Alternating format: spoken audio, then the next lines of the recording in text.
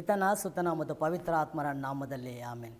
ಪರಿಶುದ್ಧ ತಾಯಿ ಕನ್ಯಾ ಮರಿಯಮ್ಮನವರೇ, ವಚನ ಕೊಡುತ್ತಿರುವ ನನ್ನನ್ನು, ವಚನ ಆಲಿಸುತ್ತಿರುವವರನ್ನು ನಿಮ್ಮ ಮಡಿಲಿಗೆ ಸಮರ್ಪಿಸಿಕೊಟ್ಟು ಪ್ರಾರ್ಥಿಸುವಾಗ, ವಚನವನ್ನು ಆಲಿಸುವಾಗ ಅವರಿಗೆ ಬೇಕಾದ ಕೃಪಾಶೀರ್ವಾದಗಳನ್ನು ಅನುಗ್ರಹಿಸುವಂತೆ ಪ್ರವೇಶಿನ ಮೂಲಕ ನಿಮ್ಮಲ್ಲಿ ಪ್ರಾರ್ಥಿಸುತ್ತೇನೆ ತಾಯೇ, ಆಮೇನ್. ಪ್ರೀತಿಯ ಸಹೋದರ ಸಹೋದರಿಯರೇ, ದೇವರು ಪ್ರೀತಿ ಸ್ವರೂಪಿ ಎಂಬುದನ್ನು ನಾವು ನೋಡುತ್ತೇವೆ.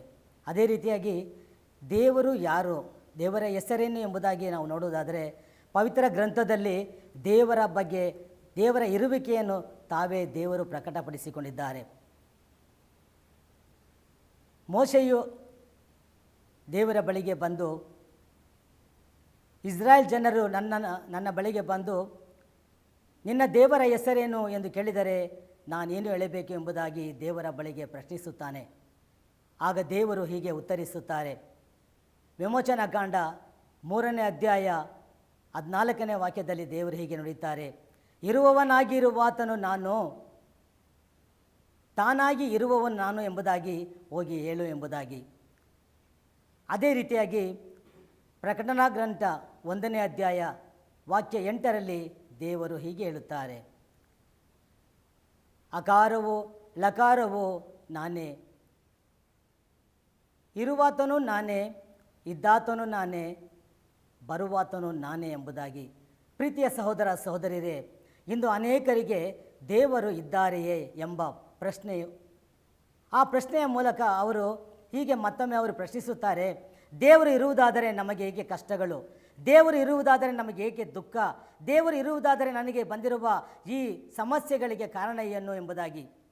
ದೇವರು ಇದ್ದಾರೆ, ದೇವರು ಪ್ರೀತಿಯಿಂದ ಇರುವಂಥವರಾಗಿದ್ದಾರೆ.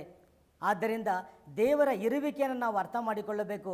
ನಾವು ದೇವರನ್ನು ಮೊದಲು ಹುಡುಕಬೇಕು, ಅವರನ್ನು ಅರಿತುಕೊಳ್ಳಬೇಕು, ಅವರನ್ನು ಅನುಭವಿಸಬೇಕು, ಅವರು ಕೊಡುವಂಥ ಆಜ್ಞೆಗಳನ್ನು ನಾವು ಪಾಲಿಸಬೇಕು. ಆಗ ದೇವರ ಇರುವಿಕೆಯನ್ನು ನಮಗೆ ಗೊತ್ತಾಗುತ್ತದೆ. ಮೊದಲು ದೇವರ ಇರುವಿಕೆಯನ್ನು ನಾವು ನೋಡಿಕೊಳ್ಳಬೇಕು. ಆ ದೇವರ ಇರುವಿಕೆಗಾಗಿ ನಾವು ಕಷ್ಟಪಡಬೇಕು. ದೇವರಿಗಾಗಿ ನಾವು ಪ್ರಾರ್ಥಿಸ್ತಾ ಅನೇಕ ಕಾರ್ಯಗಳಲ್ಲಿ ದೇವರಿಗಾಗಿ ನಾವು ದಾಹಗೊಳ್ಳುವವರಾಗಿರಬೇಕು. ಪ್ರೀತಿಯ ಸಹೋದರ ಸಹೋದರಿಯರೇ, ದೇವರು ಹೀಗೆ ಹೇಳುತ್ತಾರೆ, ಪ್ರಭು ಯೇಸು ಸ್ವಾಮಿ ಈ ಧರೆಗೆ ಇಳಿದು ಬಂದದರು, ಅದು ಅವರ ಪ್ರೀತಿಯಿಂದಲೇ. ಪ್ರಭು ಯೇಸು ನಮ್ಮ ಪ್ರೀತಿಯಿಂದ ನಮಗೋಸ್ಕರ ನಮ್ಮ ಆತ್ಮ ರಕ್ಷಣೆ ಮಾಡುವುದರ ಸಲುವಾಗಿ, ಮಾರ್ಗ ತೋರಿಸುವ ಸಲುವಾಗಿ ತಂದೆಯಾದ ದೇವರು ಪ್ರಭು ಯೇಸು ಕ್ರಿಸ್ತನನ್ನು ಈ ಧರೆಗೆ ಕಳಿಸಿದರು. ಇದರಿಂದ ನಾವು ನೋಡುತ್ತೇವೆ ಇದು ದೇವರ ಪ್ರೀತಿ ಎಂಬುದಾಗಿ. ಅಂತೆಯೇ ಕೀರ್ತನೆ 118 ವಾಕ್ಯ 1ರಲ್ಲಿ ಕೀರ್ತನೆಗಾರ ದಾವೀದನು ಹೇಳ್ತಾನೆ, ಆತನ ಪ್ರೀತಿ ಶಾಶ್ವತ, ಆತನು ಒಳ್ಳೆಯವ ಎಂಬುದಾಗಿ. ಅಂಥ ಒಳ್ಳೆಯ ದೇವರನ್ನು ನಾವು ಸ್ವೀಕರಿಸಿಕೊಳ್ಳಲು, ಅಂಥ ದೇವರನ್ನು ನಮ್ಮೊಳಗೆ ನಾವು ಕರೆದುಕೊಳ್ಳಲು ನಾವೆಷ್ಟು ಪ್ರಯತ್ನ ಪಡುತ್ತಿದ್ದೇವೆ, ನಾವು ಹೇಗೆ ನಾವು ಜೀವಿಸುತ್ತಿದ್ದೇವೆ, ನಮ್ಮ ಜೀವನ ಏನಾಗಿದೆ, ನಾವು ದೇವರು ಕೊಟ್ಟಂಥ ಜೀವನದಂತೆ, ಪ್ರಭು ಯೇಸು ಲೋಕದಲ್ಲಿ ಜೀವಿಸಿದಂತೆ ನಾವು ಜೀವಿಸುತ್ತಿದ್ದೇವೆಯೇ? ಪ್ರಿಯರೇ, ಸ್ವಲ್ಪ ದಿನಗಳ ಕಾಲ ನಾವು ಒಳ್ಳೆಯ ರೀತಿಯಲ್ಲಿ ಜೀವನ ಮಾಡ್ತೇವೆ ಎಂದುಕೊಂಡಿರ್ತೇವೆ. ಆದರೆ ನಮ್ಮ ಜೀವನ ದೇವರಿಗೆ ತದ್ವಿರುದ್ಧವಾಗಿ, ದೇವರ ಮೆಚ್ಚುಗೆಯಾಗದ ಜೀವನವನ್ನು ನಾವು ಮಾಡುತ್ತಿರುತ್ತೇವೆ. ಆದರೆ ಆ ದೇವರ ಪ್ರೀತಿ ಶಾಶ್ವತವಾದದ್ದು ಎಂಬುದಾಗಿ ನಾವು ಯೆರೆಮೀಯನಿಗೆ ಬರೆದ ಪತ್ರ 31ನೇ ಅಧ್ಯಾಯ 3 ವಾಕ್ಯದಲ್ಲಿ ನಾವು ನೋಡ್ತೇವೆ, ದೇವರ ಪ್ರೀತಿ ಶಾಶ್ವತ ಎಂದು. ನಾನು ನಿನ್ನನ್ನು ಪ್ರೀತಿಸುವುದು ಶಾಶ್ವತವಾದ ಪ್ರೇಮದಿಂದ, ಆ ಪ್ರೇಮದಿಂದಲೇ ನಿನ್ನನ್ನು ನಾನು ಆಕರ್ಷಿಸಿಕೊಂಡಿದ್ದೇನೆ ಎಂಬುದಾಗಿ ದೇವರ ವಾಕ್ಯ ಹೇಳ್ತದೆ. ಹೌದು ಪ್ರೀತಿಯ ಸಹೋದರ ಸಹೋದರಿ, ದೇವರ ಪ್ರೀತಿ ಶಾಶ್ವತ. ಆ ಪ್ರೀತಿಯಿಂದಲೇ ನಮ್ಮನ್ನು ತಮ್ಮೆಡೆಗೆ ಸೆಳೆದುಕೊಂಡಿದ್ದಾರೆ. ದಾವೀದ ಅರಸನು 52ನೇ ಕೀರ್ತನೆ 52 ವಾಕ್ಯ 8ರಲ್ಲಿ ಹೀಗೆ ಹೇಳುತ್ತಾನೆ, ನಾನಾದರೂ ದೇವರ ಮಂದಿರದಲ್ಲಿರುವ ಎಣ್ಣೆಯ ಮರದಂತಿದ್ದೇನೆ. ಎಣ್ಣೆಯ ಒಂದು ಚಿಹ್ನೆ ಅಭಿಷೇಕದ ಚಿಹ್ನೆ. ಅವನು ಎಣ್ಣೆಯ ಮರವಾಗಿರಬಹುದು, ಆದರೆ ಆ ಮರವನ್ನು ಗಾಣಕ್ಕೆ ಕೊಟ್ಟ ಮೇಲೆ ಅದರಿಂದ ಬರುವ ಎಣ್ಣೆ ಅಭಿಷೇಕಕ್ಕಾಗುತ್ತದೆ, ಅಥವಾ ಅದನ್ನು ಉರಿಸುವ ದೀಪಕ್ಕೆ ಎಣ್ಣೆಯಾಗುತ್ತದೆ. ಆದರೂ ಅವನು ಆ ದೇವರ ಸ್ಥಿರವಾದ ಪ್ರೀತಿಯನ್ನು ನಂಬಿಕೊಂಡಿದ್ದೇನೆ ಎಂಬುದಾಗಿ ಹೇಳ್ತಾನೆ. ಪ್ರೀತಿಯ ಸಹೋದರ ಸಹೋದರಿಯರೇ, ದೇವರು ನಮ್ಮನ್ನು ಪ್ರೀತಿಸುತ್ತಾರೆ. ಹೀಗೆ ದೇವರು ಪ್ರೀತಿಸುವ ನಮ್ಮ ದೇವರು ನಮ್ಮೊಳಗೆ ಬಂದು ನಮ್ಮಲ್ಲಿ ಜೀವಿಸಲು ಇಷ್ಟಪಡುತ್ತಾರೆ. ಪ್ರಕಟಣಾ ಗ್ರಂಥ 3ನೇ ಅಧ್ಯಾಯ 20ನೇ ವಾಕ್ಯದಲ್ಲಿ, ನಾನು ಬಾಗಿಲನ್ನು ತಟ್ಟುತ್ತಾ ಇದ್ದೇನೆ, ಯಾವನಾದರೂ ನನ್ನ ಸ್ವರವನ್ನು ಆಲಿಸಿ ಬಾಗಿಲನ್ನು ತೆರೆದರೆ ನಾನು ಅವನೊಳಗೆ ಹೋಗುತ್ತೇನೆ, ಅವನೊಂದಿಗೆ ನಾನು ಊಟ ಮಾಡುತ್ತೇನೆ, ಅವನು ನನ್ನೊಂದಿಗೆ ಊಟ ಮಾಡುತ್ತೇನೆ. ದೇವರ ಪ್ರೀತಿ. ದೇವರು ಈ ಲೋಕದಲ್ಲಿ ಯಾವ ದೇವರು ಕೂಡ ನಾನು ನಿನ್ನೊಳಗೆ ಬರುತ್ತೇನೆ ಎಂಬುದು ಹೇಳುವುದಿಲ್ಲ. ಯಾಕೆಂದರೆ ದೇವರು ದೂರದಲ್ಲಿರುವಂಥವರು, ಮೇಲಿರುವಂಥವರು, ನಾವು ಅವರ ಮಕ್ಕಳೆಲ್ಲ ಅವರಿಗೆ ಅಧೀನರಾಗಿರುವವರು, ಬೇರೆ ದೇವರುಗಳಿಗೆ ನಾವು ಅಧೀನರಾಗಿರುವವರು. ಆದ್ದರಿಂದ ನಾವು ಕೆಳಗಿರುತ್ತೇವೆ, ಆ ದೇವರು ಮೇಲಿರ್ತಾರೆ. ಆದರೆ ನಮ್ಮ ದೇವರು ಜೀವಂತ ದೇವರು. ಆ ದೇವರು ನಮ್ಮ ಹೃದಯದಲ್ಲಿ ವಾಸ ಮಾಡಲು ನಮ್ಮ ಹೃದಯವನ್ನು ತಟ್ಟುವವರಾಗಿದ್ದಾರೆ. ಪ್ರಿಯರೇ, ಈ ದೇವರ ಪ್ರೀತಿ ಎಂಬ ಪದವು ಗ್ರೀಕ್ ಭಾಷೆಯಲ್ಲಿ 4 ಅರ್ಥಗಳನ್ನು ಕೊಡುತ್ತದೆ. ಮೊದಲನೇದಾಗಿ ಟು ಎಸ್ಟೀಮ್, ಗೌರವಿಸುವುದು. ದೇವರ ಪ್ರೀತಿ ನಾವು ದೋಷಿಗಳಾಗಿದ್ದರೂ, ನಾವು ಪಾಪಿಗಳಾಗಿದ್ದರೂ ನಮ್ಮನ್ನು ಹೀನೈಸದೆ, ನಮ್ಮನ್ನು ಧಿಕ್ಕರಿಸದೆ, ತಿರಸ್ಕರಿಸದೆ ಆ ಪ್ರೀತಿಯಿಂದ, ಆ ಪ್ರೀತಿ ಎಂಬ ಗೌರವದಿಂದ ನಮ್ಮನ್ನು ತಮ್ಮೆಡೆಗೆ ಪ್ರಕಟಿಸಿಕೊಂಡಿದ್ದಾರೆ, ತಮ್ಮೆಡೆಗೆ ಸೆಳೆದುಕೊಂಡು ಪ್ರಕಟಿಸಿಕೊಂಡಿದ್ದಾರೆ. ಎರಡನೇದಾಗಿ ಟು ವ್ಯಾಲ್ಯೂ, ಮಹತ್ವ ಕೊಡುವುದು. ದೇವರು ನಮ್ಮನ್ನು ಕೇವಲ ಗೌರವದಿಂದ ಕಾಣುವುದು ಮಾತ್ರವಲ್ಲ, ನಮಗೆ ಮಹತ್ವವನ್ನು ಕೊಡುವವರಾಗಿದ್ದಾರೆ. ನಾವು ದೇವರ ದೃಷ್ಟಿಯಲ್ಲಿ ಬೆಲೆ ಬಾಳುವವರಾಗಿದ್ದೇವೆ. ಇದು ದೈವಿಕ ಪ್ರಕಟಣೆಯಾಗಿದೆ. ಯೆಶಾಯ 43 ವಾಕ್ಯ 4ರಲ್ಲಿ ನಾವು ನೋಡುತ್ತೇವೆ, ನೀನು ನನ್ನ ಪ್ರೀತಿಗೆ ಅಮೂಲ್ಯನು, ಘನವಂತನು, ಅತಿ ಪ್ರಿಯನು. ಈ ಲೋಕದಲ್ಲಿ ಯಾರೂ ನಮಗೆ ಇಂತಹ ಒಂದು ಮಾತನ್ನು ಹೇಳಲು ಸಾಧ್ಯವಿಲ್ಲ. ಒಬ್ಬನ ಕೈ ಕೆಳಗೆ ನಾವು ಕೆಲಸ ಮಾಡುವುದಾದರೆ ಅವನ ಆಳಾಗಿಯೇ, ಅವನ ಕೆಳಗೆ, ಅವನ ದೂರದಲ್ಲೇ ಇದ್ದು ನಾವು ಸೇವೆ ಮಾಡಬೇಕಾಗುತ್ತದೆ. ಆದರೆ ನಮ್ಮ ದೇವರು ಹೇಳ್ತಾರೆ, ನೀನು ನನಗೆ ಅತಿ ಅಮೂಲ್ಯನು, ಘನವಂತನು, ಅತಿ ಪ್ರಿಯನು ಎಂಬುದಾಗಿ. ನಾವು ದೇವರ ಕೈಗಳಲ್ಲಿ ಪ್ರೀತಿಯ ಒಂದು ಸಾಧನವಾಗಿದ್ದೇವೆ. ಪ್ರೀತಿಯ ಸಹೋದರ ಸಹೋದರಿಯರೇ, ಮೂರನೇದಾಗಿ ಟು ಕೇರ್, ಪೋಷಿಸುವುದು.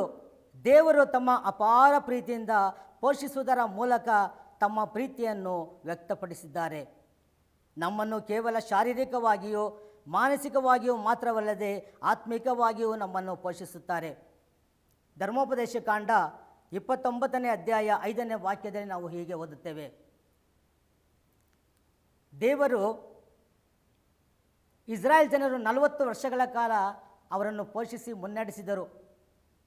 ಆ 40 ವರ್ಷದಲ್ಲಿ ಆ ಇಸ್ರಾಯೇಲ್ ಜನರ ಉಡುಪು ಹರಿದು ಹೋಗದಂತೆಯೂ, ಅವರ ಕಾಲುಗಳಿದ್ದಂಥ ಕೆರೆಗಳು ಸವಿದು ಹೋಗದಂತೆಯೂ ಪ್ರಿಯರೇ ಅವರನ್ನು ಪೋಷಿಸಿ ಕಾಪಾಡಿದ ದೇವರು ನಮ್ಮ ದೇವರಾಗಿದ್ದಾರೆ. ಪ್ರಿಯರೇ, ಇಂದು ನಾವು ಮಾಡುವ ನಮ್ಮ ಪಾಪದ ಕ್ರಿಯೆಗಳಿಂದ, ನಾವು ಮಾಡುವ ಆ ದೇವರಿಂದ ದೂರವಾಗಿರುವ ಕಾರ್ಯಗಳಿಂದ ಆ ದೇವರು ನಮ್ಮನ್ನು ಆ ಸಮಯದಲ್ಲೂ ಕೂಡ ನಮ್ಮನ್ನು ಪೋಷಿಸುವವರಾಗಿದ್ದಾರೆ. ಆದರೆ ಆ ದೇವರನ್ನು ಕೂಗಿ ಕರೆಯುವ ಯೋಗ್ಯತೆಯನ್ನು ನಾವು ಕಳೆದುಕೊಂಡಿದ್ದೇವೆ. ಆ ದೇವರೊಂದಿಗೆ ಜೀವಿಸಲು ನಮ್ಮ ಜೀವನ ವ್ಯರ್ಥವಾಗಿದೆ. ಪ್ರಿಯರೇ, ದೇವರು ನಮ್ಮೊಂದಿಗೆ ಜೀವಿಸಲು, ನಮ್ಮೊಂದಿಗೆ ವಾಸ ಮಾಡಲು ಬರುವಂತಹ ದೇವರು ಆಗಿದ್ದಾರೆ. ನಾಲ್ಕನೆಯದಾಗಿ ಡಿಲೈಟ್, ಹರ್ಷಿಸುವುದು ಅಥವಾ ಹಿಗ್ಗುವುದು. ದೇವರು ನಮ್ಮ ಬಗ್ಗೆ ಚಿಂತಿಸುವುದು ಮಾತ್ರವಲ್ಲ, ಅವರ ಚಿತ್ತದಂತೆ ನಡೆಯುವಾಗ ನಮ್ಮ ವಿಷಯದಲ್ಲಿ ಹರ್ಷ ಪಡುವುದರ ಮೂಲಕ ತಮ್ಮ ದೈವಿಕ ಪ್ರೀತಿಯನ್ನು ಪ್ರಕಟಿಸಿದ್ದಾರೆ. ದೇವರ ಪ್ರೀತಿ ಸ್ವರೂಪಿಯು ಶಾಂತರು ಹಾಗೂ ಸುಂದರ ರೂಪವುಳ್ಳವರು ಆಗಿದ್ದಾರೆ. ಪ್ರಿಯರೇ, ದೇವರ ಪ್ರೀತಿ ನಮ್ಮೊಳಗೆ ಮಾತನಾಡುವಂಥ ಪ್ರೀತಿಯಾಗಿದೆ. ಆ ಪ್ರೀತಿಯ ಮೂಲಕ ನಮ್ಮ ಹೃದಯದಲ್ಲಿ ಸದಾ ಮಾತಾಡಲು ಕಾತರರಾಗಿರುವಂಥ ದೇವರಾಗಿದ್ದಾರೆ, ಮಾತನಾಡುವವರಾಗಿದ್ದಾರೆ. Hallelujah, hallelujah. ಯೋಬನ ಗ್ರಂಥ 33 ವಚನ 14ರಲ್ಲಿ ದೇವರು ಹೇಳ್ತಾರೆ, ದೇವರು ಪದೇ ಪದೇ ಮಾತನಾಡುತ್ತಾರೆ, ಆದರೆ ನರಮಾನವನು ಗ್ರಹಿಸಿಕೊಳ್ಳಲಾರ ಎಂಬುದಾಗಿ. ಹೌದು ಪ್ರಿಯರೇ, ದೇವರು ಪದೇ ಪದೇ ನಮ್ಮೊಳಗೆ ಮಾತನಾಡ್ತಾರೆ. ನಾವು ಏನಾದರೂ ಒಂದು ಕಾರ್ಯ ಮಾಡಬೇಕಾದ್ರೆ, ಈ ಕಾರ್ಯ ಮಾಡಬೇಡ, ನೀನು ಹೀಗೆ ಹೋಗು, ಈ ಕಡೆ ಹೋಗು, ಆ ಕಡೆ ಹೋಗು ಎಂಬುದಾಗಿ ದೇವರು ನಮ್ಮ ಹೃದಯದಲ್ಲಿ ಸದಾ ಮಾತನಾಡುವಂಥ ದೇವರಾಗಿದ್ದಾರೆ. ಯಾಕೆಂದರೆ ದೇವರ ಪ್ರೀತಿ ಅಷ್ಟರ ಮಟ್ಟಿಗೆ ನಮ್ಮ ಹೃದಯದಲ್ಲಿ ಮಾತನಾಡಲು ಇಚ್ಛಿಸುವಂಥ ದೇವರದು ಪ್ರೀತಿಯಾಗಿದೆ. ದೇವರು ನಮ್ಮನ್ನು ಅರಿಸಿ ಬರುವಂಥ ದೇವರಾಗಿದ್ದಾರೆ. ದೇವರ ಪ್ರೀತಿ ಕರುಣೆಯ ಹಾಗೂ ಕನಿಕರದ ಪ್ರೀತಿಯಾಗಿದೆ. ಮಾರ್ಕನ ಶುಭ ಸಂದೇಶ 1ನೇ ಅಧ್ಯಾಯ 40ನೇ ವಚನದಲ್ಲಿ ನಾವು ನೋಡುತ್ತೇವೆ, ಒಬ್ಬ ಕುಷ್ಠರೋಗಿಯು ಯೇಸುವಿನ ಬಳಿಗೆ ಬರುತ್ತಾನೆ. ಅವನು ಮೊಣಕಾಲೂರಿ ಯೇಸುವಿಗೆ ಹೇಳ್ತಾನೆ, ಯೇಸುವೆ, ನೀವು ಮನಸ್ಸು ಮಾಡಿದಲ್ಲಿ ನನ್ನನ್ನು ಗುಣ ಮಾಡಬಲ್ಲಿರಿ ಎಂಬುದಾಗಿ. ಆಗ ಯೇಸು ಮನ ಕರಗಿ ಆ ಕುಷ್ಠರೋಗಿ ಹೇಳ್ತಾರೆ, ಹೌದು, ನನಗೆ ಮನಸ್ಸಿದೆ ಎಂಬುದಾಗಿ ಹೇಳಿ ಆತನ ಮುಂದೆ ಕೈಯನ್ನು ಚಾಚಿದಾಗ ಆ ಕುಷ್ಠರೋಗಿ ಗುಣ ಹೊಂದುತ್ತಾನೆ. ಪ್ರಿಯರೇ, ನಮ್ಮಲ್ಲಿ ದೀನತೆ ಇರಬೇಕು, ನಮ್ಮಲ್ಲಿ ವಿಧೇಯತೆ ಇರಬೇಕು. ಆಗ ದೇವರು ನಮ್ಮ ಕೇಳುವುದೆಲ್ಲವನ್ನು ಕೊಡಲು ಸಿದ್ಧರಾಗಿದ್ದಾರೆ.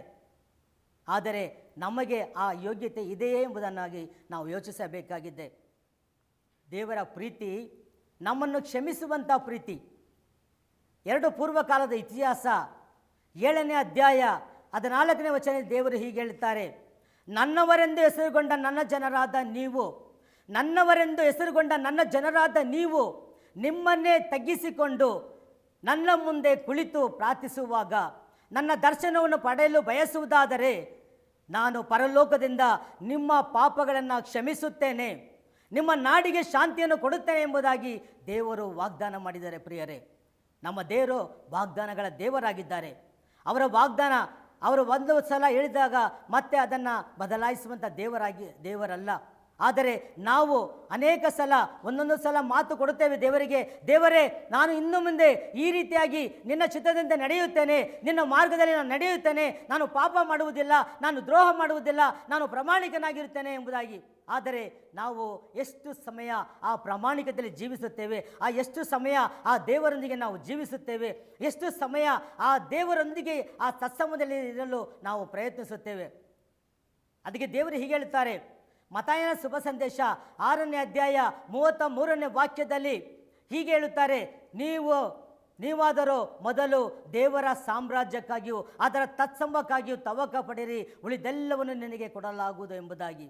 ಹೌದು ಪ್ರಿಯರೇ, ದೇವರು ಅವರ ಮುಂದೆ ನಾವು ಹೋಗುವುದಾದರೆ, ದೇವರಿಗೆ ನಮ್ಮನ್ನೇ ನಾವು ಸಂಪೂರ್ಣವಾಗಿ ನಮ್ಮ ತನು ಮನ ಧನವೆಲ್ಲವನ್ನು ಸಂಪೂರ್ಣವಾಗಿ ಅರ್ಪಿಸಿಕೊಡುವುದಾದರೆ, ನಮ್ಮ ಆತ್ಮ ಶರೀರ ಮನಸ್ಸು ಹೃದಯಗಳನ್ನು ಸಂಪೂರ್ಣವಾಗಿ ದೇವರ ಕರಗಳಿಗೆ ಒಪ್ಪಿಸಿಕೊಡುವುದಾದರೆ, ಆ ದೇವರು ಖಂಡಿತವಾಗಿಯೂ ನಮ್ಮ ಎಲ್ಲ ಆಸೆಗಳನ್ನು ಈಡೇರಿಸುವವರಾಗಿದ್ದಾರೆ. Praise the Lord. Hallelujah, hallelujah, hallelujah. ಯಾಕೆಂದರೆ ದೇವರ ಪ್ರೀತಿ ಅಪಾರವಾದದ್ದು. ಆ ದೇವರ ಪ್ರೀತಿ ಹೀಗೆ ವ್ಯಕ್ತವಾಗುತ್ತದೆ. ಪ್ರಭು ಯೇಸು ಸ್ವಾಮಿ ಕಪಾಲ ಬೆಟ್ಟದಲ್ಲಿ ಆ ಶಿಲುಬೆಯನ್ನು ಹೊತ್ತು ಹೋಗುವಾಗ ಆ ಶಿಲುಬೆಯ ಭಾರ ಹೆಚ್ಚಾಗುತ್ತದೆ.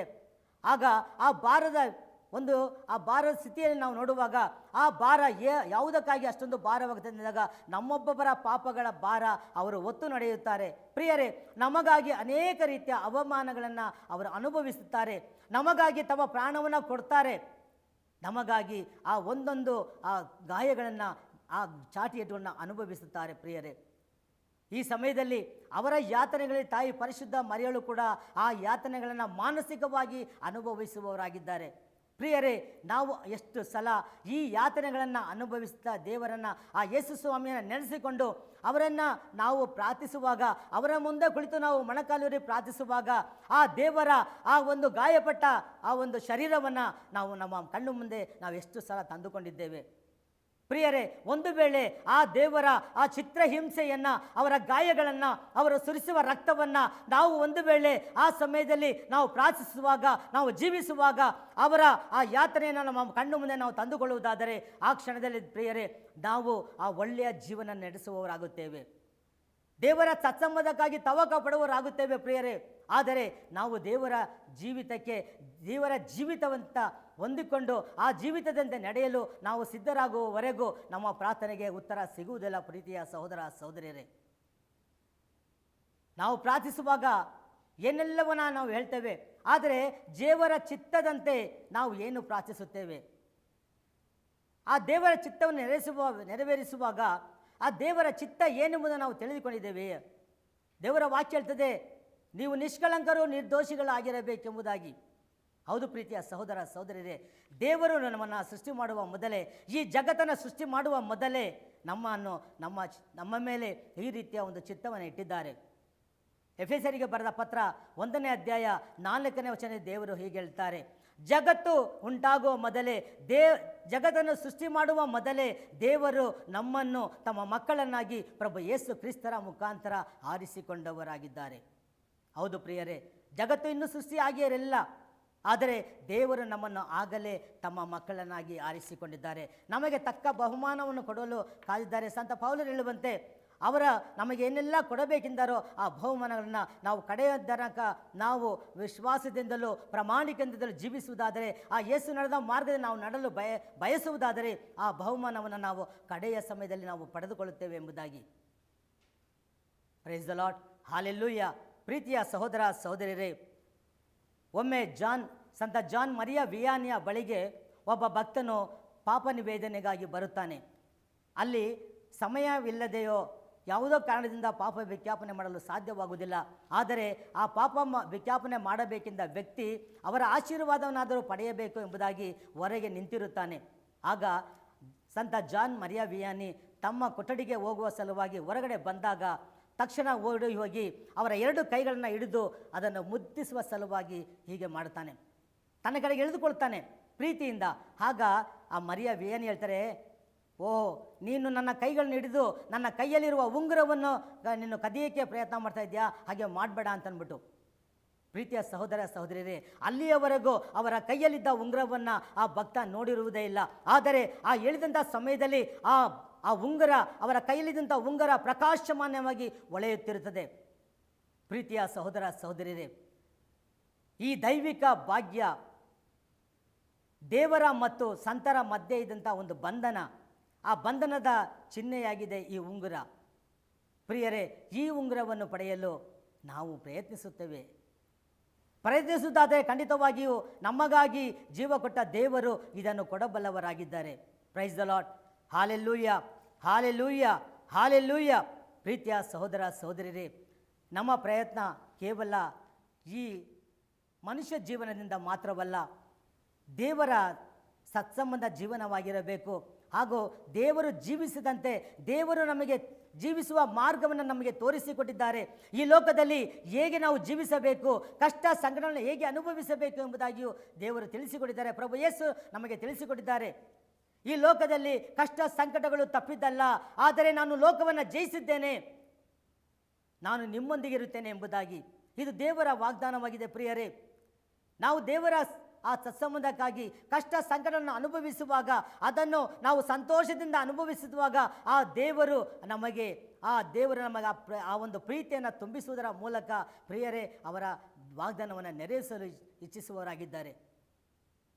ಈ ಲೋಕದಲ್ಲಿ ನಾವು ಜೀವಿಸುತ್ತಿದ್ದೇವೆ, ಅನೇಕ ಕಾರ್ಯಗಳನ್ನು ಮಾಡುತ್ತಿದ್ದೇವೆ, ಲೌಕಿಕವಾದ ಕಾರ್ಯಗಳನ್ನು ಮಾಡುತ್ತಿದ್ದೇವೆ. ಆದರೆ ದೇವರನ್ನು ಹುಡುಕುತ್ತಾ, ದೇವರ ಸತ್ಸಂಬಂಧದಲ್ಲಿ ಜೀವಿಸುತ್ತಾ, ದೇವರ ಕೈ ಹಿಡಿದು ನಡೆಸುವಂಥ ದೇವರನ್ನು ನಾವು ಮರೆತು ಜೀವಿಸುವಂತಹವರಾಗಿದ್ದೇವೆ. ಈ ಲೋಕಕ್ಕಾಗಿ ಜೀವಿಸುವಂಥ ಈ ಸಮಯದಲ್ಲಿ ಈ ಲೋಕದ ವ್ಯಾಮೋಹಕ್ಕಾಗಿ, ಈ ಲೋಕದ ಹಣದ ವ್ಯಾಮೋಹದಿಂದ, ಈ ಲೋಕದಲ್ಲಿರುವ ಲೈಂಗಿಕವಾದ ಕಾರ್ಯಗಳಿಂದ ಆಸ್ತಿಯನ್ನು ಸಂಪಾದಿಸುವುದರ ಮೂಲಕ ಹಾಗೂ ಮನೆ ಕಟ್ಟುವುದು, ಮಕ್ಕಳನ್ನು ಮದುವೆ ಮಾಡಿಕೊಡುವುದು, ಈ ಕಾರ್ಯಗಳಲ್ಲೇ ನಮಗೆ ಸಮಯವಿಲ್ಲದೆ ದೇವರ ಬಳಿಗೆ ಬರದೆ ನಾವು ದೂರದಲ್ಲೇ ಇರುವಾಗ ಆ ದೇವರ ಪ್ರೀತಿಯನ್ನು ಅನುಭವಿಸಿದಾದರೂ ಹೇಗೆ? ಯಾಕೋಬನ ಗ್ರಂಥ 4ನೇ ಅಧ್ಯಾಯ 8ನೇ ವಚನದಲ್ಲಿ ಹೀಗೆ ಹೇಳ್ತಾರೆ, ನೀವು ದೇವರ ಬಳಿಗೆ ಬನ್ನಿರಿ, ಆಗ ಆ ದೇವರು ನಿಮ್ಮ ಬಳಿಗೆ ಬರುತ್ತಾರೆ ಎಂಬುದಾಗಿ. ಪ್ರಿಯರೇ, ಈ ಲೌಕಿಕವಾದ ಜೀವನದಲ್ಲಿರುವ ನಮಗೆ ಸಮಯ ಇಲ್ಲ. ಬೇಕಾದಷ್ಟು ಸಮಯ ನಮ್ಮ ಸಂಪಾದನೆಗಾಗಿ, ನಮ್ಮ ಆಸ್ತಿಗಾಗಿ, ಇತರರ ಬಗ್ಗೆ, ಇತರರ ಮುಂದೆ ನಾವು ದೊಡ್ಡ ಒಂದು ಲೆವೆಲಿಗೆ ಹೋಗುವ ಸಲುವಾಗಿ, ಒಬ್ಬ ಸಾಹುಕಾರನಿದ್ದರೆ, ಒಬ್ಬ ಶ್ರೀಮಂತನಿದ್ದರೆ ಅವನಿಗಿಂತಲೂ ಹೆಚ್ಚಿನ ಮಟ್ಟಕ್ಕೆ ಜೀವಿಸಲು ನಾವು ಪ್ರಯತ್ನಿಸುವಂಥ ಈ ಲೋಕದ ಜೀವನದಲ್ಲಿ ಪ್ರಿಯರೇ, ಇದು ಸಾಧ್ಯವೇ? ನಾವು ದೇವರ ಮುಂದೆ ಹೋಗಲು ಸಾಧ್ಯವೇ? ಆ ದೇವರು ನಮ್ಮ ಬಳಿಗೆ ಬರಲು ಸಾಧ್ಯವೇ? ನಾವು ಯಾವ ಸಮಯದಲ್ಲಿ ಈ ಲೋಕದ ವ್ಯಾಮೋಹಗಳನ್ನು ಬಿಟ್ಟು ಬಿಡುತ್ತೇವೋ, ಯಾವಾಗ ನಾವು ಎಲ್ಲ ಪ್ರೀತಿಯ ಲೌಕಿಕವಾದ ಪ್ರೀತಿಗಳನ್ನು ನಾವು ಬಿಟ್ಟು ದೇವರ ಪ್ರೀತಿಗಾಗಿ ನಾವು ಹಂಬಲಿಸುತ್ತೇವೋ, ಆ ದೇವರನ್ನು ನಾವು ಹುಡುಕಿ ಅಲೆಯುತ್ತೇವೋ, ಯಾವಾಗ ದೇವರ ಸತ್ಸಂಬಂಧದಲ್ಲಿ ನಾವು ಜೀವಿಸಲು ಪ್ರಯತ್ನಿಸುತ್ತೇವೋ, ಆ ಕ್ಷಣದವರೆಗೆ ದೇವರು ನಮ್ಮ ಬಳಿಗೆ ಬರಲಾರರು ಪ್ರಿಯರೇ. ಆದ್ದರಿಂದ ಈ ಲೋಕದ ವ್ಯಾಮೋಹವನ್ನು ನಾವು ಬಿಟ್ಟು ಆ ದೇವರಿಗಾಗಿ, ಆ ದೇವರ ಮಹಿಮೆಗಾಗಿ, ಆ ಪವಿತ್ರಾತ್ಮರ ಅವರು ಕೊಟ್ಟಂಥ ಪವಿತ್ರಾತ್ಮರ ವರದಾನಗಳಿಗಾಗಿ, ಅವರ ಸತ್ಫಲಗಳಿಗಾಗಿ ನಾವು ದುಡಿಯುವುದಾದರೆ ಆ ದೇವರು, ಆ ಪ್ರಭು ಯೇಸು ಕ್ರಿಸ್ತರು ಆ ಪವಿತ್ರಾತ್ಮರ ವರದಾನಗಳಿಂದ ಸದಾ ನಮ್ಮನ್ನು ತುಂಬುವವರಾಗಿದ್ದಾರೆ. ಆ ಪವಿತ್ರಾತ್ಮರ ಸತ್ವರಗಳಾದ ಪ್ರೀತಿ, ಆನಂದ, ಶಾಂತಿ, ಸಮಾಧಾನ, ಸಹನೆ, ದಯೆ, ಸದ್ಗುಣ, ಪ್ರಾಮಾಣಿಕತೆ, ಸೌಜನ್ಯ, ಸಂಯಮ, ಪ್ರಭು ಯೇಸು ಇವೆಲ್ಲವನ್ನು, ಆ ಪವಿತ್ರಾತ್ಮರ ಸತ್ಫಲಗಳೆಲ್ಲವನ್ನು ನಮ್ಮಲ್ಲಿ ತುಂಬಿಸುತ್ತಾರೆ. ಈ ಲೋಕದಲ್ಲಿ ಜೀವಿಸಲು ಬೇಕಾದ ಈ ಎಲ್ಲ ಸದ್ಗುಣಗಳಿಂದ, ಈ ಸತ್ಫಲಗಳಿಂದ ನಾವು ದೇವರಿಗೆ ಮೆಚ್ಚುಗೆಯಾದ ಜೀವನ ನಡೆಸಲು ನಮಗೆ ಸಾಧ್ಯವಾಗುತ್ತದೆ. ಪ್ರಿಯರೇ, ನಮ್ಮ ಕುಟುಂಬದಲ್ಲಿ ನಾವು ಈ ರೀತಿಯಾಗಿ ಸತ್ಫಲವನ್ನು ಹೊಂದುವುದಾದರೆ ನಮ್ಮ ಕುಟುಂಬದಲ್ಲಿ ಶಾಂತಿ, ಸಮಾಧಾನ ಇರುತ್ತದೆ. ನಮ್ಮ ಕುಟುಂಬದಲ್ಲಿ ಯೇಸು ಜೀವಿಸುತ್ತಾರೆ. ಯೇಸು ಜೀವಿಸುವ ಸಮಯದಲ್ಲಿ, ಯೇಸು ನಮ್ಮ ಕುಟುಂಬದಲ್ಲಿ ಬರುವಾಗ ನಮ್ಮ ಕುಟುಂಬದಲ್ಲಿ ಆನಂದ ಇರುತ್ತದೆ, ನಮ್ಮ ಕುಟುಂಬದಲ್ಲಿ ಸಮಾಧಾನ ಇರುತ್ತದೆ, ನಮ್ಮ ಕುಟುಂಬದಲ್ಲಿ ಕೊರತೆ ಇರುವುದಿಲ್ಲ. ನಾವು ಕೊರತೆಗಾಗಿ ನಾವು ಕಷ್ಟಪಡಬೇಕಾಗಿಲ್ಲ. ಯಾಕೆಂದರೆ ನಮ್ಮ ಕುಟುಂಬ ಜೀವನವನ್ನು ಪ್ರಭು ಯೇಸುವಿಗೆ ನಾವು ಸಂಪೂರ್ಣವಾಗಿ ಸಮರ್ಪಿಸಿಕೊಡುವಾಗ ಆ ಪ್ರಭು ಯೇಸು ನಮಗೆಲ್ಲವನ್ನು ಕೊಡುವಂಥವರಾಗಿದ್ದಾರೆ. ನಮಗಾಗಿ ಪ್ರಾಣ ಕೊಟ್ಟಂಥ ಯೇಸು ನಮಗೆ ಇದೆಲ್ಲವನ್ನು ಕೊಡಲು ಇಲ್ಲವೇ ಪ್ರಿಯರೇ? ಅದೇ ರೀತಿಯಾಗಿ ಹೇಳೋದಾದರೆ ಆ ಮತ್ತಾಯನ 6:30 ನಾವು ಹೇಳುವಾಗ ನಾವು ಮೊದಲು ದೇವರ ಸತ್ಸಂಬಂಧಕ್ಕೆ ತವಕ ಪಡಬೇಕು, ಆಗ ಉಳಿದೆಲ್ಲವನ್ನು ದೇವರು ಕೊಡಲು ಇಚ್ಛಿಸುವವರಾಗಿದ್ದಾರೆ. ಪ್ರೀತಿಯ ಸಹೋದರ ಸಹೋದರಿಯರೇ, ಇಂದು ಈ ವಚನಗಳನ್ನು ಆಲಿಸುವ ಪ್ರತಿಯೊಬ್ಬರು ದೇವರಿಗೆ ತಮ್ಮನ್ನು ತಾವೇ ಸಮರ್ಪಿಸಿಕೊಳ್ಳುವುದು ಒಳ್ಳೆಯದಾಗುತ್ತದೆ ಪ್ರಿಯರೇ. ದೇವರಿಗೆ ನಮ್ಮನ್ನು ನಾವು ಸಮರ್ಪಿಸಿಕೊಳ್ಳೋಣ, ನಮ್ಮ ಕುಟುಂಬವನ್ನು ಸಮರ್ಪಿಸೋಣ, ನಾವು ಮಾಡುವ ಕೆಲಸಗಳನ್ನು ಸಮರ್ಪಿಸೋಣ, ನಮ್ಮ ಕುಟುಂಬದಲ್ಲಿರುವ ಪ್ರತಿಯೊಂದು ಮಕ್ಕಳನ್ನು ದೇವರಿಗೆ ಸಮರ್ಪಿಸಿಕೊಡೋಣ, ನಮ್ಮ ಮನೆಯನ್ನು ಸಮರ್ಪಿಸಿಕೊಡೋಣ, ನಮ್ಮ ಮಾಡುವ ಎಲ್ಲ ಕೆಲಸಗಳನ್ನು ನಾವು ಸಮರ್ಪಿಸಿಕೊಡೋಣ. ದೇವರು ಆಶೀರ್ವದಿಸುತ್ತಾರೆ, ದೇವರು ಆಶೀರ್ವದಿಸಿದ ದೇವರಾಗಿದ್ದಾರೆ. ಹೌದು ಪ್ರೀತಿಯ ಸಹೋದರ ಸಹೋದರಿ, 5 ರೊಟ್ಟಿ 2 ಮೀನುಗಳನ್ನು ದೇವರು 5,000 ಜನಗಳಿಗೆ ಉಣಬಡಿಸಿದ ದೇವರು ನಮ್ಮನ್ನು ಆಶೀರ್ವದಿಸಿ, ನಮ್ಮ ಸ್ಥಿತಿಗಳೆಲ್ಲವನ್ನು ಆಶೀರ್ವದಿಸಿ, ನಮ್ಮ ಕುಟುಂಬವನ್ನು ಆಶೀರ್ವದಿಸಿ, ನಮ್ಮ ಹೆಂಡತಿ ಮಕ್ಕಳನ್ನು ಆಶೀರ್ವದಿಸಿ, ನಾವು ಮಾಡುವ ಕೆಲಸಗಳನ್ನು ಆಶೀರ್ವದಿಸಿ, ಅದೆಲ್ಲವನ್ನು ನಾವು ದೇವರ ಯೋಜನೆಗಾಗಿ, ದೇವರ ಪ್ರೀತಿಗಾಗಿ ಸಮರ್ಪಿಸುತ್ತಾ ಬಾಳುವಂಥ ಜೀವನವನ್ನು ಪ್ರಭು ಯೇಸು ಕೊಡುವುದರಲ್ಲಿ ಸಂಶಯವಿಲ್ಲ. ಆ ದೇವರಲ್ಲಿ ಪ್ರಾರ್ಥನೆ, ಪ್ರಭು ಯೇಸುವೆ ನಮ್ಮೆಲ್ಲರ ಕುಟುಂಬಗಳನ್ನು, ನಮ್ಮ ಮಕ್ಕಳು ಮರಿಗಳನ್ನು ಸ್ವಾಮಿ, ನಮ್ಮ ಆಸ್ತಿ ಪಾಸ್ತಿಗಳನ್ನು, ನಮ್ಮ ಎಲ್ಲವ ಕಾರ್ಯಗಳನ್ನು ಮಾಡುವ ಎಲ್ಲ ಪ್ರತಿಯೊಂದು ಕಾರ್ಯಗಳನ್ನು ಯೇಸುವೆ ನಿಮ್ಮ ಪರಿಶುದ್ಧವಾದ ಕರಗಳಿಗೆ ಸಮರ್ಪಿಸಿಕೊಟ್ಟು ಪ್ರಾರ್ಥಿಸುವೆ ಸ್ವಾಮಿ. ಅಂದು 5 ರೊಟ್ಟಿ 2 ಮೀನುಗಳನ್ನು ಆಶೀರ್ವದಿಸಿ 5,000 ಜನಗಳಿಗೆ ಉಣಬಡಿಸಿದ ಕರ್ತನೆ, ಇಂದು ಸ್ವಾಮಿ ನಮ್ಮ ಕುಟುಂಬಗಳನ್ನು ಆಶೀರ್ವದಿಸಿ ನಮ್ಮ ಕುಟುಂಬಕ್ಕೆ ಬೇಕಾದ ಎಲ್ಲ ಸಹಾಯವನ್ನು ಒದಗಿಸಿಕೊಳ್ಳಿರಿ ಸ್ವಾಮಿ. ಪ್ರಭು ಯೇಸು ಕ್ರಿಸ್ತರ ನಾಮದಲ್ಲಿ ನಾನು ಪ್ರಾರ್ಥಿಸ್ತೇನೆ, ಪಿತನ ಸುತನ ಮತ್ತು ಪರಿಶುದ್ಧ ನಾಮದಲ್ಲಿ ಆಮೇನ್.